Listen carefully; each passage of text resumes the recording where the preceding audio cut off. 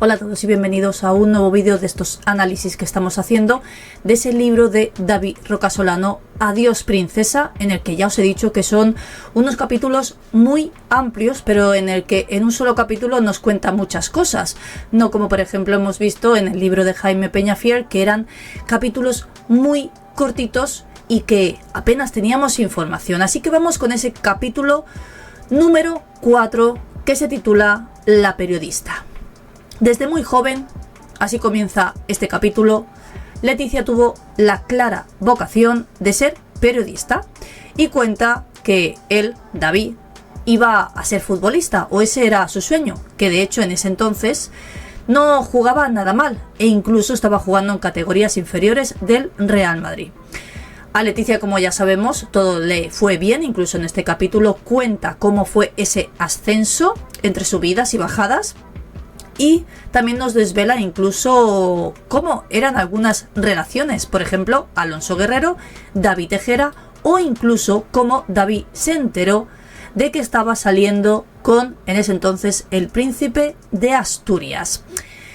Él no llegó a ser un jugador, como ya sabéis, importante en ningún equipo por un problema que tuvo en una rotura de rodilla. Pero centrándonos en Leticia, cuenta que la época en la que más cerca estuvo de ella era precisamente en esa juventud, antes de que ellos emprendieran ese camino fugaz a lo que ellos querían. Ella, esa carrera que siempre había soñado de periodista, y él, jugador de fútbol. Cuando sea periodista te voy a regalar el coche que tú quieras, le decía Leticia a su primo David. Y él le respondía diciéndole: y yo, cuando juegue en primera, te voy a comprar una casa y un coche, prima, te lo prometo. Algo que, como ya sabemos, pues fue bastante distinto. Cuando sus primas, Telma, Erika y Leticia, iban a visitarlo a su casa, encontraban algunas cosas en la casa de David Rocasolano que ellas no se podían permitir. Vaciaban la nevera de yogures y refrescos, así es como él lo cuenta. Imaginaos, en una casa en la que no se puedan tener unos yogures, es porque esa precariedad económica en tu casa es más que evidente. Dice que sus padres se habían trasladado a Luxemburgo por cuestiones laborales y él, con tan solo 17 años, vivía en ese pequeño chalet que tenían en Los Naranjos, y comparado con la vida que tenían ellas tres, la familia de David Rocasolano era casi la familia rica de la familia. O sea, en una casa que por lo menos se podían permitir el lujo de comprar yogures. En ese entonces el padre de David era chofer en el Parlamento Europeo, y cuando empezó su carrera, tanto él como su mujer se compraron aquella casa, y como ellos trabajaban en el extranjero, él se quedaba a vivir allí, como os he dicho. Pero cuando también él empezó a estudiar su carrera de Derecho, como sabéis, con el esfuerzo de sus padres, decidieron que lo mejor era, en esos estudios universitarios, que se trasladara a un colegio mayor. Para no perder ese contacto con la familia, también decidieron que los fines de semana los pasara en casa de Leticia, junto a sus hermanas, Telma y Erika, y lógicamente los padres de ellas, Jesús Ortiz y Paloma Rocasolano. Él llama a aquella casa la Cueva de las Acelgas, porque dice que en casa de sus tíos, Jesús y Paloma, y dice que la llamaba así porque en esa casa se desayunaba, comía y cenaba acelgas. Era el plato del día, porque no podían permitirse otras cosas. Sí que es verdad que, como bien hemos visto en capítulos anteriores, él vuelve aquí a decir que prefiere mucho antes a su tío, a pesar de que es tío político, que a su tía, que a Paloma. En esa juventud bastante precaria, Leticia forjó su carácter. Dice que su prima siempre ha sido muy constante de dónde viene, y por eso ha sido siempre una luchadora y ha sido muy tenaz. Pero ella quería otra vida, quería otra cosa para ella. Siempre ha pensado que Leticia, más que una pareja, buscaba un profesor particular 24 horas al día, o eso es lo que él sentía cuando Leticia comenzó esa relación con su profesor, ya sabéis, con unos cuantos años de diferencia. Ella tenía unos 17-18 años aproximadamente, no lo recuerda con exactitud, y él ya rondaba los 30. Él ha visto siempre esa relación entre los dos, una relación muy dispar, no tenían nada que ver. Incluso la inteligencia que tenía Alfonso Guerrero, no había nadie en la familia que pudiera tener una conversación al mismo nivel con él. Por lo tanto, no entendía cómo Leticia y él podían haber estado tantos años juntos. También cuenta que esa relación siempre fue con un gran desequilibrio entre ellos. Leticia no comprendía la falta de ambición literaria que tenía Alonso, que escribía libros casi invendibles, experimentales, con una vocación decididamente minoritaria. Y Alonso despreciaba los impulsos que tenía Leticia de querer ser lo mejor en su carrera, en el periodismo. Buscaba fama, dinero y consideración social. Y eran cosas que entre ellos pues no se soportaban el uno al otro. También dice que en su noviazgo, incluso antes de llegar al matrimonio, tuvieron innumerables rupturas. Vivían juntos, se separaban, se volvían a reconciliar, se daban un tiempo. Y cuando Leticia le dijo que se marchaba a México, él ni siquiera preguntó qué es lo que iba a pasar con su novio, con Alonso, que ni siquiera tenían pensado ni siquiera casarse. Él cree que el doctorado en México de Leticia fue una excusa para poder alejarse y vivir esa vida que seguramente ella había querido siempre. Para él ha sido siempre una periodista de raza. Y lo que quería no es solo ser periodista, sino también quería escribir. Cuenta que en cuanto llegó a México, consiguió un trabajo en un cultural llamado Tentaciones, donde empezó a realizar entrevistas a músicos, pintores, escritores, y también realizaba reportajes de ambiente sobre la noche de Guadalajara. Durante ese año que ya estuvo en México, dice que rompieron un poquito el contacto, pero que lo entendía perfectamente, ni siquiera el horario era el mismo. Habla sobre ese supuesto desnudo, y lo digo así, de Leticia, porque él aquí nos dice que eso es una completa locura. Ese cuadro que supuestamente le pintaron, siendo ella la que posaba, que luego vimos en la carátula de un disco de Maná, donde insinúan que incluso el cantante del grupo fue su amante, pero él dice que no tiene ni idea, que la chica de esa carátula se le parece bastante, pero que a él le resulta muy extraño que Leticia se prestara a posar desnuda ante nadie. E incluso va un poco más allá y nos explica por qué él cree que eso no pudo ser así.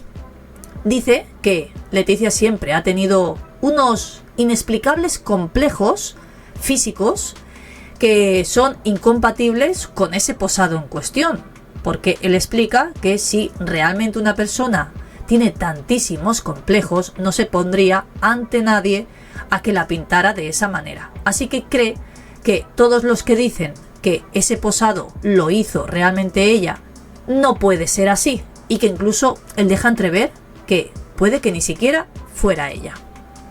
Cuando regresa de México, ese año que estuvo fuera, dice que Leticia no tarda en encontrar un nuevo trabajo. Esta ocasión en Bloomerang Televisión, un canal financiero. Y claro, también dice que eso no fue gratis, que tuvo que superar diferentes pruebas con miles de candidatos, pero según dice él, la cámara pues la quería, el canal era pequeño, sin una proyección de grandes cadenas en este país como las que tenemos, pero suponía para ella un gran paso y era el comienzo de esa carrera profesional en la televisión. Luego ya nos habla de esas separaciones en la familia Ortiz Rocasolano. Esa separación, ese anuncio que ya nos contó en un capítulo anterior, que Jesús Ortiz les hizo conocedores a toda la familia en el mismo día de la boda de Leticia. Algo que para mí misma hubiera sido un completo trauma. Jesús presentó esa demanda de separación con la aceptación de Paloma Rocasolano, fue de mutuo acuerdo, un 16 de febrero de 1999, en el juzgado de primera instancia e instrucción número 2 de Arganda. Exactamente el mismo juzgado donde el 19 de octubre del año 2000, un año después aproximadamente, Leticia y Alonso también presentaban su divorcio en el mismo lugar. Cuando ella regresó de México, a David Roca Solano le sorprendió algo que nunca se hubiera esperado. Él pensaba que durante ese año en México la relación con Alonso iba a terminar. Pero curiosamente, cuando ella regresó, decidieron casarse. E incluso no solo eso, sino que decidían comprarse incluso una casa.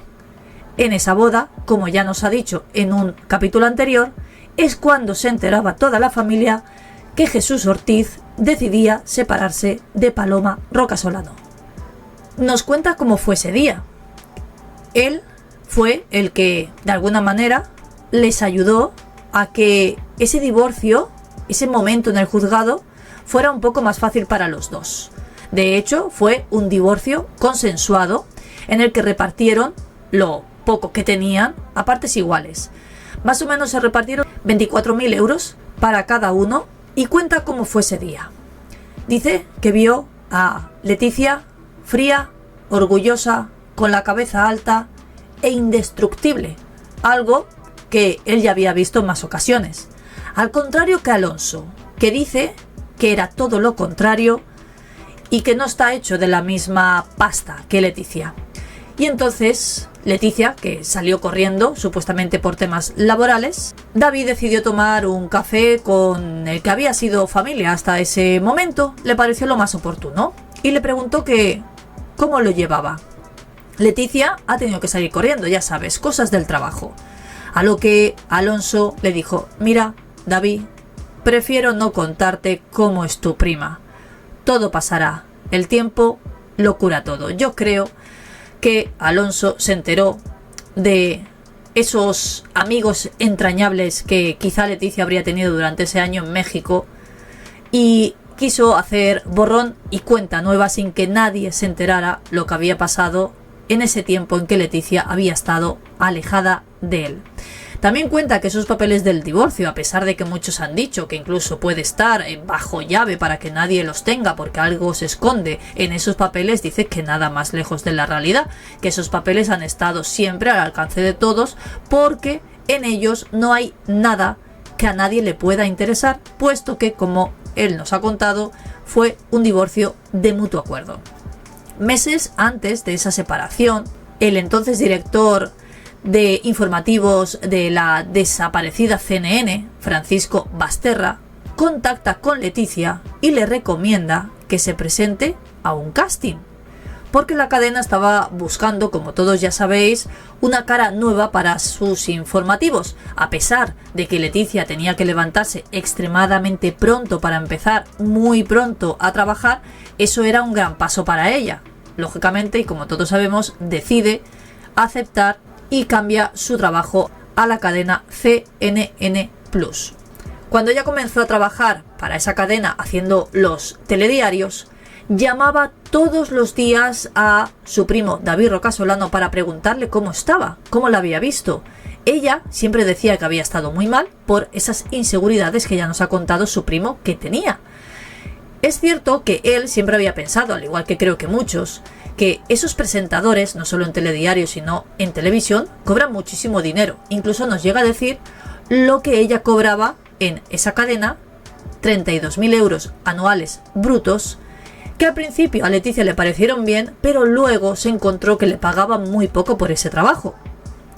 Cuenta que Leticia es una mujer fotogénica, concienzuda, con una voz agradable, currante, inteligente, pero ella no estaba tan convencida de todo eso, aunque no lo aparente, porque no da esa imagen. Leticia dice que es una persona muy insegura, muy frágil y que incluso sufre ciertos inexplicables complejos físicos, que ahora se podría entender todas esas operaciones que se ha realizado en todos estos años. Dice que no mucho más tarde se empezó a sentir como una estrella en televisión, en la CNN, y cuando empezó, como sabéis, en esa misma cadena su relación con David Tejera, que era otro presentador de la misma cadena, empezó a llamarles a David y a su pareja en ese entonces para cenar, era cada vez más habitualmente. Cuenta la gran diferencia que hay entre la relación anterior que tuvo con Alonso Guerrero y la que tenía en ese entonces con David Tejera. Cuenta, textualmente, la relación con David era completamente distinta. Se trataba de dos profesionales ambiciosos, muy poco dispuestos a renunciar a su independencia. Su pareja y él, David, comentaban a menudo que se percibía esa atracción física que había entre ellos, nada que ver con lo que habían visto con Alonso. Explica un poco lo que él veía en el nuevo novio de Leticia, diciendo que era un tipo atractivo, simpático y seductor, y muy consciente él mismo de las cualidades que tenía, que se le notaba bastante a gusto consigo mismo, una gran diferencia con Leticia, pero que al mismo tiempo él también sabía que gustaba mucho a las mujeres, que solían ser receptivas a sus encantos, como él dice, pero eso al mismo tiempo desesperaba a Leticia, y en lo que a él le concierne siempre le pareció todo un señor, pero a Leticia deseaba mantener su libertad, ella quería ser libre y poder hacer lo que quisiera, pero al mismo tiempo le coartaba a David, controlándolo absolutamente en todo, y os voy a incluso narrar una discusión que tuvieron delante de ellos en cuanto a este tema. Dice que sus discusiones por esta causa, por los celos de ella o por ese control excesivo que tenía sobre él, eran muy habituales. Os narro esa discusión delante de David y su novia. ¿Dónde dices que estuviste ayer? Comienza Leticia. Ah, ayer, por Malasaña. ¿Y por eso no me cogiste el teléfono? David sonreía, mirando discretamente a los ojos a Leticia, mientras David y su pareja empezaban a mirar desconcertados, intentando hacerse los sordos. Venga, Leti, no empieces, ¿vale?, le decía David. Y ella, no, si no empiezo. Pero ayer te estaba llamando y no me cogías el teléfono. Bueno, ¿y lo pasaste bien? Unas cañas, le contestaba él, ya sabes, sin darle más importancia al asunto. Ella proseguía preguntándole quién estaba. Mi prima ya en ese entonces, según cuenta David, empezaba a afilarle la barbilla como nunca la había visto antes. Y le dice, ¿que con quién saliste, David? ¿Que quién estaba? Pues la gente, no sé, Rafa, ¿te acuerdas de Rafa? Sí, me acuerdo de Rafa, es un pesado. ¿Y no había chicas?, le pregunta ella. ¿Con quién habías quedado? Con nadie, le dice él ya un poco resignado. Es que te llamé a las 3:30. Y empieza Leticia a sacar el teléfono para buscar esas llamadas y demostrarle que le había llamado y que él no había cogido el teléfono. Le dice, ¿quieres verlo? Te llamé. ¿Con quién estabas? Ya David se estaba empezando a preocupar de la situación y le dice, a ver, Leticia, por favor, creo que no es el momento. A lo que ella, bastante irascible, le dice, no te metas, esto no va contigo. Y él le responde, ya, está claro, pero es que estoy sentado en la mesa y no tengo por qué ser testigo de vuestros problemas íntimos. ¿No crees que tengo ese derecho? Ahí ya se termina esa discusión. Posiblemente proseguirían esa discusión en la intimidad de su casa, porque a pesar de que Leticia se había comprado otro piso, no quería ni pisarlo. Ese pisito tan pequeño que la habitación de Felipe, ya sabéis que nos ha contado David Rocasolano, que era más grande que ese propio piso. Hace una comparación un poco y dice Alonso, David y Felipe, víctimas de una arrolladora personalidad que no perdona un desliz, una traición, una deslealtad ni un descuido. Pero claro, luego a ella sí que hay que perdonarle todo lo que haga. En el año 2001 llaman a Leticia para incorporarse ya a Televisión Española. Ya sabéis, luego ese trabajo que ella tuvo allí. Ese sueldo ya era bastante más alto. Había pasado de cobrar esos 32.000 euros a pasar ya a cobrar 60.000 anuales. Y sobre todo el sueño que ella había tenido siempre, el de viajar.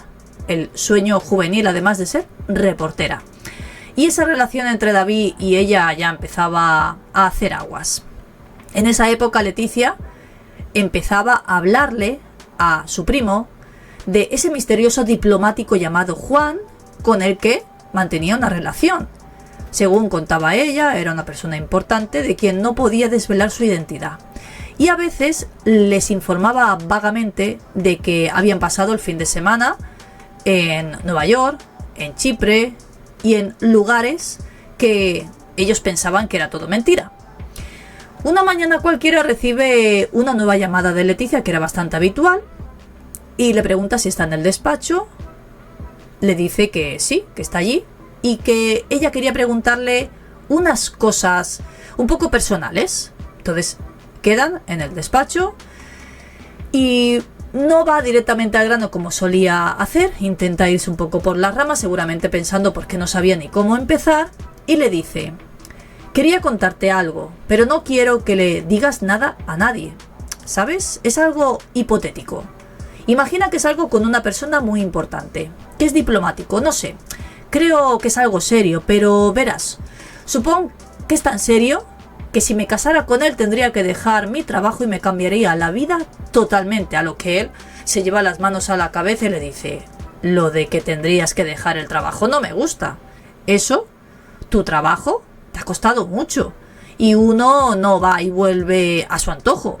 Lo de suponer que te vas a casar tampoco me gusta mucho. ¿Sabes lo que opino del matrimonio? Ya tienes tu propia experiencia, Leticia. Y le responde ya David: pero es que no sabes quién es. Y le vuelve a decir su primo: mira, Leticia, no sé quién es, pero dejar tu trabajo porque vas a casarte, como que ¿no te parece? Evidentemente, claro, él no sabía de quién estaba hablando. Poco después se enteró. Esa conversación no fue del todo concluyente, como cuenta también habitualmente las conversaciones con ella, porque muchas veces le dejaba un poco sin conocer el final de las cosas. Y en julio del año 2003 tiene una nueva reunión, no solo con su primo, sino también con la novia de su primo, donde le dice directamente en ese restaurante donde habían quedado para cenar: os voy a contar la verdad, no estoy saliendo con ningún Juan y no es diplomático. Con quien estoy saliendo es con Felipe.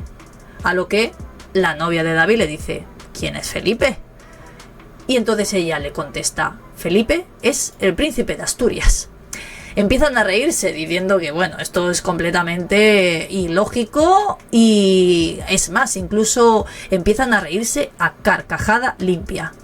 Viendo cómo se están riendo de la situación y de lo que ella está contando, les dice: oye, que es verdad, os lo digo porque os quiere conocer. Por supuesto, os pido que no le digáis nada a nadie. O sea, que los primeros que conocieron que Leticia estaba saliendo con Felipe fueron David Rocasolano y la novia de él. Y le dice: pero vamos a ver, ¿de qué Felipe estás hablando? La dosis de incredulidad, como os podéis imaginar, cada vez iba más en aumento. Y le contesta a ella: del príncipe de Asturias, ya os lo he dicho. Se quedan callados, estupefactos, intentando creer lo que Leticia les está contando. Ella los mira pensando: no se creen nada de lo que les digo, y espera una respuesta que a ellos les es imposible incluso dar. Dice que su complicidad con su pareja les hace guardar ese silencio y no dicen absolutamente nada.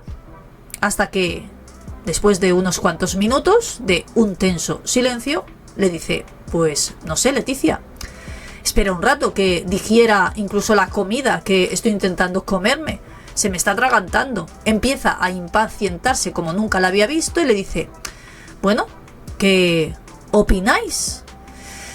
A lo que su primo le dice: pues tú, ¿qué dirás? Que bueno, ¿qué nos dirás? Deseando casi que incluso esa comida entre los tres termine, y le dice: pues solo pido que no digáis nada a nadie. A lo que ellos le responden que no se preocupe, pero Patricia, que estaba intentando también digerir esa noticia, le pregunta: ¿estás hablando en serio? ¿De verdad estás hablando en serio? Porque no llegaban a creerse lo que les acababa de decir. Y esa misma noche salen, después de ese restaurante, David conduciendo, y su pareja poniendo música en ese CD de antaño que teníamos en los coches de aquella época. A ella se le veía bastante inquieta por lo que acababa de conocer, sin saber exacto si era cierto o no. Y entonces David le intenta sacar un poco de conversación para ver qué es lo que pensaba su pareja y le pregunta: ¿qué te parece? Y le dice: ¿y si Leticia se casa con el príncipe? A lo que David suelta una carcajada sin darse cuenta de que eso en un futuro iba a suceder. Y le dice: venga, tonta, ¿cómo se va a casar el príncipe con Leticia? No digas chorradas. A lo que Patricia le dice: es que está saliendo con David. Le dice: pues eso, le va a echar unos polvos y ya está. Yo la he visto muy seria, sigue diciendo Patricia. Y le dice: a ver, vamos a ver. Si sale con él o no, como mínimo es para ponerlo en duda. Como diciendo: yo sigo sin creerme que realmente esté saliendo con el príncipe de Asturias. Y le dice: si Leticia se va a casar con él, digamos que para mí es una probabilidad casi más fácil que te toque el euromillón a que mi prima se case con Felipe. Pues oye, igual se estaba equivocando un poquito. La versión oficial que han contado siempre todos de que Felipe y Leticia se conocieron en casa del periodista Pedro Erquicia, el que era entonces director de Documentos Televisión, en ese octubre del 2002, él lo pone bastante en duda. Dice que esa carrera de Leticia, más o menos en ese entonces, se disparó bastante. Incluso algunos maldecían diciendo, una vez que se conoció esa relación de Leticia y Felipe, que podía haber habido algunas manos negras detrás de que Leticia hubiera subido como la espuma en televisión. Pero Leticia, para él, había demostrado ya anteriormente, tanto en televisión española como en la CNN, que no necesitaba manos negras para subir como lo había hecho. Él vuelve a decir en esta parte del libro que la cámara quiere a Leticia, que es una periodista concienzuda y terca y sobre todo muy ambiciosa. Y en el buen sentido profesional que se le puede dar a la palabra, como dando a entender, ambiciosa profesionalmente hablando.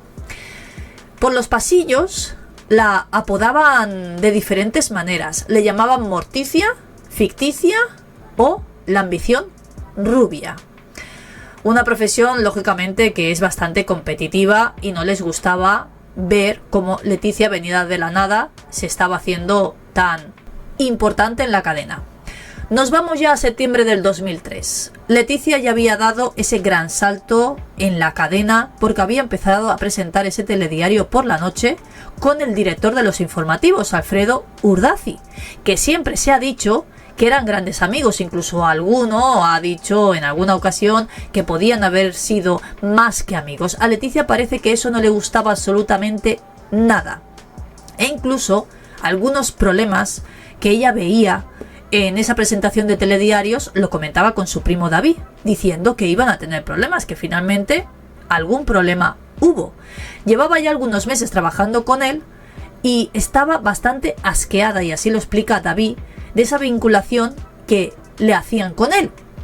Ella había dado la cara en un especial que se había realizado en Galicia durante, como bien él dice, una cobertura informativa vergonzosa que se hizo de Aznar en la tragedia del Prestige.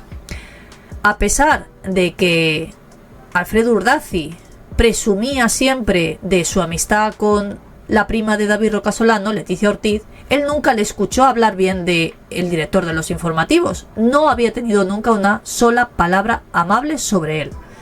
Decía: no lo aguanto más, estamos haciendo el ridículo, la información ha de ser objetiva, porque ella decía que él manipulaba constantemente la información que daba sobre el gobierno. Pero al mismo tiempo, cada vez que había alguna fiesta en la que ella era invitada, nunca decía que no, porque sabía que de esa manera podía subir algún escalón más en esa carrera de periodismo. ¿Y qué le voy a hacer?, le contaba una y otra vez Leticia a su primo en referencia a lo que no le gustaba sobre el que era su jefe. Le decía: a mí, Alfredo, pues me sirve para estar donde estoy, es mi trabajo, ¿entiendes, David? Lo malo es que me relacionan demasiado con él y el día que a él le den la patada, a mí me van a hacer lo mismo. Pero llegó el día de mayor furia de Leticia contra el que era su jefe en ese entonces, que fue el 17 de octubre del año 2003, que faltaban 15 días tan solo para conocer el anuncio de ese compromiso con Felipe. La Audiencia Nacional había condenado a Televisión Española y tenían que emitir un comunicado donde asumían esa manipulación que ya hemos visto que Leticia en reiteradas ocasiones le contaba a su primo, esa manipulación informativa a la que había sometido a los espectadores en una jornada de huelga general el pasado 20 de junio ya del año 2000, donde Leticia en ese entonces ya era copresentadora del Telediario 2, ese telediario por la noche, con el director de los informativos, y ese día tuvo que ser ella la que leía ese texto donde los condenaban citando al sindicato de comisiones obreras. Aquel ridículo fue inmenso, donde Leticia se le veía sonriendo en pantalla al mismo tiempo que enfurecida, porque además había cometido un error bastante garrafal en el que en aquel entonces mucha gente se rió del ridículo que había hecho. Llevando ya un tiempo en televisión, había cometido un gran fallo donde se equivocó leyendo ese texto y muchos la tacharon de que no sabía estar donde estaba. Tras eso, volvió a llamar a David, como solía hacer cuando comenzó en la CNN, para decir literalmente, hablando de Alfredo Urdaci, este tío es gilipollas, nos van a estar criticando y riéndose de nosotros hasta el fin de nuestros días. Y hasta aquí este capítulo, ya habéis visto que es muy extenso. Espero que me dejéis vuestras opiniones, que os esté gustando el libro. La verdad es que trae mucha información, ya os lo dije cuando comenzamos a hacer este análisis, y nos vemos en el próximo vídeo.